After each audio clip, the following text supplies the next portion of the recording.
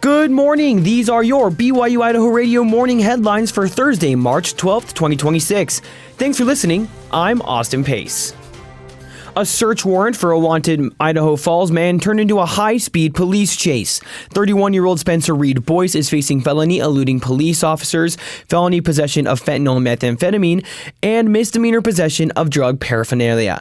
If he is found guilty, he faces up to 20 years in prison and a fine of $81,000.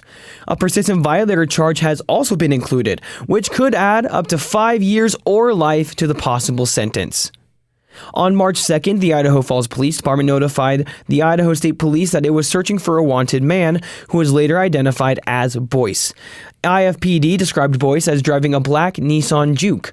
Near midnight, an Idaho State Police detective was driving behind a vehicle described by IFPD coming from Utah on I-15.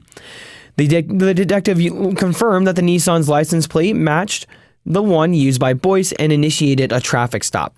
The car stopped, and the woman who was driving the vehicle began to walk towards a patrol vehicle where she was detained. Boyce was seated in the passenger seat and moved to the driver's side where he took off.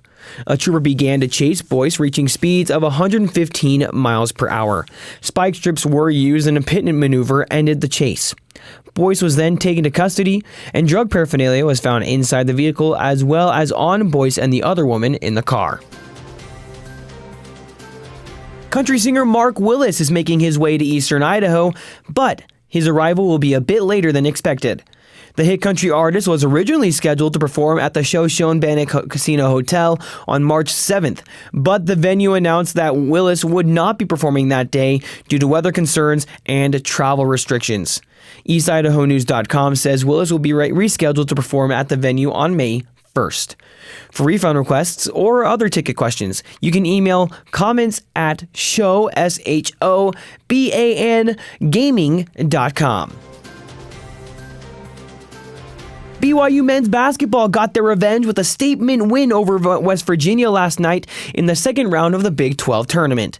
Just a few weeks ago, West Virginia handed BYU its second straight loss to an unranked opponent, booting the Cougars out of the top 25. But BYU stormed back with a big win last night, led by A.J. DeBonsta, who had 27 points, and Kennard Davis Jr. with a solid 20.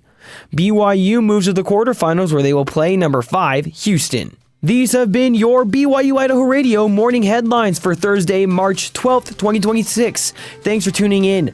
More news, interviews, and great content are available on our podcast feed. Search for BYU-Idaho Radio on your favorite podcast apps.